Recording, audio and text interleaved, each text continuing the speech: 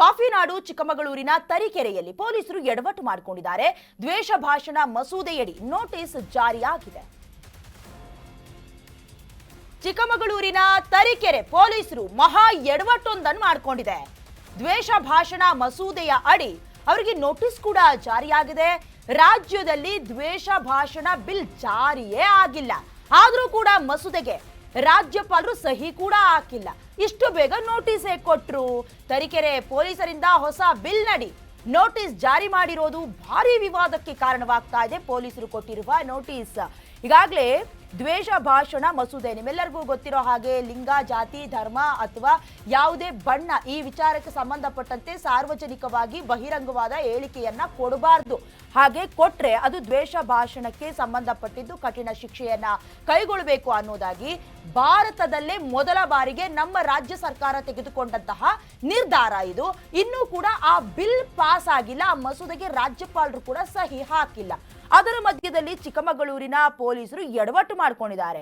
ನೀವು ಯಾವುದೋ ಒಂದು ಇಷ್ಟೊಂದು ಹೇಳಿದ್ನಲ್ಲ, ಅಂದ್ರೆ ಲಿಂಗ, ಜಾತಿ, ಧರ್ಮ ಈ ವಿಚಾರಕ್ಕೆ ಸಂಬಂಧಪಟ್ಟಂತೆ ಮಾತನಾಡಬಾರ್ದು ಅಂತ, ಬಟ್ ಮಾತನಾಡಿದ್ದಾರೆ ಅನ್ನೋದಾಗಿ ಕುರಿತು ಈಗ ಬಿಲ್ ಅನ್ನ ಅಥವಾ ನೋಟಿಸ್ ಅನ್ನ ಜಾರಿ ಮಾಡಿದ್ದಾರೆ. ಯಾವ ಕಾರಣಕ್ಕೆ? ಭಾರಿ ಚರ್ಚೆ ಕಾರಣವಾಗ್ತಾ ಇದೆ. ಸಂಬಂಧಪಟ್ಟಂತೆ ಈ ಹಿಂದೆ ಕೂಡ ಪ್ರತಿಪಕ್ಷ ನಾಯಕರು ಅಂದ್ರೆ ಬಿಜೆಪಿ ನಾಯಕರು ಕೂಡ ದ್ವೇಷ ಭಾಷಣಕ್ಕೆ ನಾವು ಒಪ್ಕೊಳ್ಳೋದಿಲ್ಲ ಅನ್ನೋದಾಗಿ ಕೂಡ ನಕಾರವನ್ನ ತೆಗೆದಿದ್ರು, ಚಕಾರ ಎತ್ತಿದ್ರು. ಇದ್ರ ಮಧ್ಯದಲ್ಲಿ ಇಷ್ಟೆಲ್ಲ ಬೆಳವಣಿಗೆಗಳಾಗ್ತಾ ಇದೆ. ಇನ್ನು ಮಸೂದೆ ಅಂಗೀಕಾರವೇ ಆಗಿಲ್ಲ. ಯಾವ ಕಾರಣಕ್ಕೆ ನೋಟಿಸ್ ಕೊಟ್ಟರು ಪೊಲೀಸರು ಅಂತ ಭಾರಿ ಚರ್ಚೆ ಆಗ್ತಾ ಇದೆ. ಅಂದ್ರೆ ಇವರೇ ಏನಾದ್ರೂ ಜಡ್ಜ್ಮೆಂಟ್ ತೆಗೆದುಕೊಂಡ್ ಬಿಟ್ರಾ ಅಂತ ದೃಶ್ಯದಲ್ಲಿ ಗಮನಿಸ್ತಾ ಇದ್ದೀರಲ್ಲ, ಈ ನೋಟಿಸ್ ಅನ್ನ ಕೊಟ್ಟಿದ್ದಾರೆ, ನೀವು ದ್ವೇಷ ಭಾಷಣ ಮಾಡಿದೀರಾ ಅನ್ನೋದಾಗಿ. ಹೀಗಾಗಿ ತರೀಕೆರೆ ಪೊಲೀಸರಿಂದ ಹೊಸ ಬಿಲ್ ನಡಿಯಲ್ಲಿ ನೋಟಿಸ್ ಕೊಟ್ಟಿರೋದು ಭಾರಿ ಚರ್ಚೆಗೆ ಕಾರಣವಾಗ್ತಾ ಇದೆ.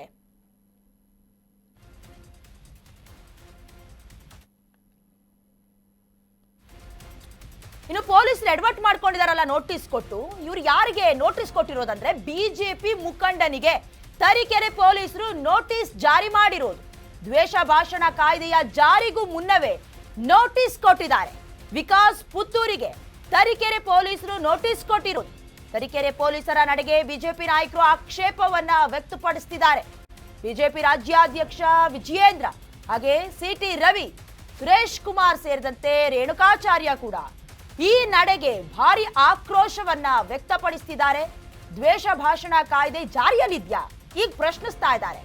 ಕಾಂಗ್ರೆಸ್ ಸರ್ಕಾರಕ್ಕೆ ಬಿಜೆಪಿ ನಾಯಕರು ನೇರ ಪ್ರಶ್ನಿಸ್ತಾ ಇದ್ದಾರೆ. ಇನ್ನು ಬಿಲ್ ಮಂಡನೆ ಆಗಿಲ್ಲ, ಅಂಗೀಕಾರವೇ ಆಗಿಲ್ಲ, ಸಹಿ ಹಾಕಿಲ್ಲ. ಅಂದ್ರೆ ಇಡೀ ದೇಶದಲ್ಲಿ ನಮ್ಮ ರಾಜ್ಯ ಈ ಒಂದು ವಿಚಾರಕ್ಕೆ ಮುನ್ನೆಲೆಯಲ್ಲಿತ್ತು. ದ್ವೇಷ ಭಾಷಣಕ್ಕೆ ಸಂಬಂಧಪಟ್ಟಂತೆ ಬಿಲ್ಲನ್ನ ಮಸೂದೆಯನ್ನ ಅಂಗೀಕರಿಸಬೇಕು ಅಂತ ರಾಜ್ಯಪಾಲರು ಒಪ್ಕೊಳ್ಳಿಲ್ಲ. ಕೇರಳ ಸರ್ಕಾರವು ಕೂಡ ನಮ್ಮ ರಾಜ್ಯವನ್ನ ಕಾಪಿ ಮಾಡೋದಕ್ಕೆ ಹೊರಟಿತ್ತು. ಆದ್ರೆ ಎಲ್ಲವೂ ಕೂಡ ಅಂದುಕೊಂಡಂತ ಆಗಿದ್ರೆ ನೋಟಿಸ್ ಕೊಡೋದು ಸರಿ, ಬಟ್ ಇನ್ನು ಯಾವುದು ಕೂಡ ಸರಿಯಾಗಿ ಆಗಿಲ್ಲ, ಅಂಗೀಕಾರವೇ ಆಗಿಲ್ಲ, ಸಹಿನೇ ಮಾಡಿಲ್ಲ.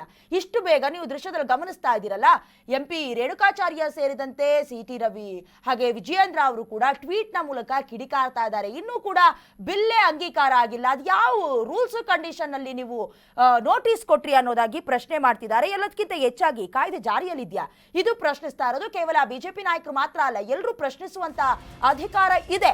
ಯಾಕಂತ ಹೇಳಿದ್ರೆ ಬಿಲ್ ಮಂಡನೆ ಆಗದೆ ಸುಮ್ಮನೆ ಅದು ಯಾವ ರೀತಿ ನೋಟಿಸ್ ಕೊಡೋದಕ್ಕೆ ಸಾಧ್ಯ ಅಂತ. ದ್ವೇಷ ಭಾಷಣದ ಮಸೂದೆಯ ಅಡಿ ನೋಟಿಸ್ ನೀಡಿದ ವಿಚಾರಕ್ಕೆ ಸಂಬಂಧಪಟ್ಟಂತೆ ಈ ವಿಚಾರವಾಗಿ ಮಾಹಿತಿಯನ್ನ ತರಿಸ್ಕೊಳ್ತೀನಿ ಅಂತ ಬೆಂಗಳೂರಿನಲ್ಲಿ ಗೃಹ ಸಚಿವ ಡಾಕ್ಟರ್ ಜಿ ಪರಮೇಶ್ವರ್ ಹೇಳಿಕೆ ಕೊಟ್ಟಿದ್ದಾರೆ. ದ್ವೇಷ ಭಾಷಣದ ಬಿಲ್ ಇನ್ನೂ ಕೂಡ ಪಾಸ್ ಆಗಿಲ್ಲ. ಯಾಕೆ, ಯಾವ ರೀತಿ ಮಾಡಿದ್ದಾರೆ ಅದನ್ನ ನೋಡ್ಬೇಕು, ನೋಟಿಸ್ ಅನ್ನ ಗಮನಿಸಬೇಕು. ಜೊತೆಗೆ BNS ಕಾನೂನು ಇದೆಯಲ್ಲ ಅದನ್ನ ಕೋರ್ಟ್ ಮಾಡಿದ್ರೆ ಓಕೆ ಅನ್ನೋದಾಗಿ ಹೇಳಿದ್ದಾರೆ. ಆದ್ರೆ ದ್ವೇಷ ಭಾಷಣ ಕಾನೂನಿಗೆ ಅಂಕಿತ ಇನ್ನೂ ಹಾಕಿಲ್ಲ. ಇನ್ನೂ ಕೂಡ ರಾಜ್ಯಪಾಲರ ಸಹಿ ಆ ಒಂದು ಕಾನೂನಿಗೆ ಹಾಕಿದ್ದಾಗಿಲ್ಲ ಅಂತ ಪರಮೇಶ್ವರ್ ಸ್ಪಷ್ಟಪಡಿಸಿದ್ದಾರೆ.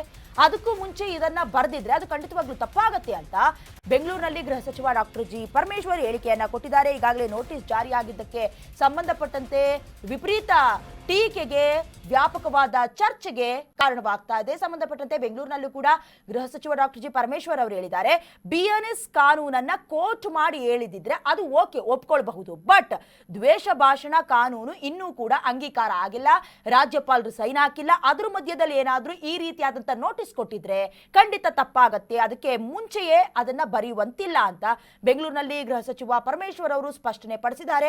ಅಂದ್ರೆ ಅದು ಹೌದು, ಯಾಕಂತ ಹೇಳಿದ್ರೆ ಈಗ ರಾಜ್ಯಪಾಲರು ಕೂಡ ಸೈನ್ ಹಾಕಿಲ್ಲ, ಆ ವಿಚಾರ ಬಹಳ ಚರ್ಚೆಗೆ ಗ್ರಾಸವಾಗ್ತಾ ಇದೆ.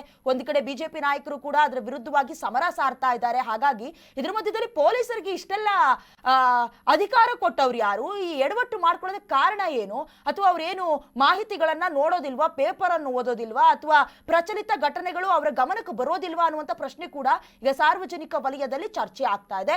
ಈಗ ಡಾಕ್ಟರ್ ಜಿ ಪರಮೇಶ್ವರ್ ಅವರು ಕೂಡ ಸಂಬಂಧಪಟ್ಟಂತೆ ಆ ನೋಟಿಸ್ ಕಾಪಿ ಇದೆಯಲ್ಲ ಅದನ್ನ ತರಿಸ್ಕೊಳ್ತೀವಿ, ಆ ರೀತಿ ಏನಾದ್ರೂ ಜಾರಿ ಆಗಿದ್ರೆ ಅದು ತಪ್ಪು ಅನ್ನೋದಾಗಿ ಸ್ಪಷ್ಟನೆ ಪಡಿಸಿದ್ದಾರೆ. ಜಾರಿ ಆಗದೇ ಇರುವಂತ ಕಾಯ್ದೆಯನ್ನ ನಮೂದು ಮಾಡಿ ಆ ನೋಟಿಸ್ ಅನ್ನ ವಿಕಾಸರು ಕೊಟ್ಟಿದ್ದಾರೆ.